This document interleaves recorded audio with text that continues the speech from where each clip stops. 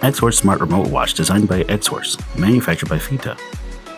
In this video, we'll introduce how to program it to your vehicle. Firstly, we need to generate appropriate remote.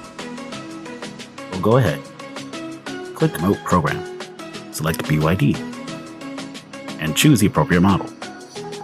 Then click Generate Remote. After generating remote,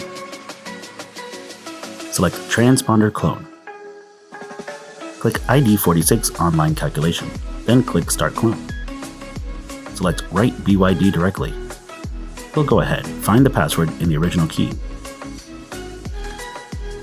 Write it into the watch. After completing the step, we click IMMO Programming. We click BYD. Select by model.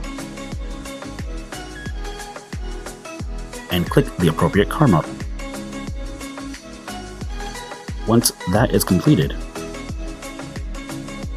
you have yourself a new generated remote watch. Now the watch has functions including keyless go,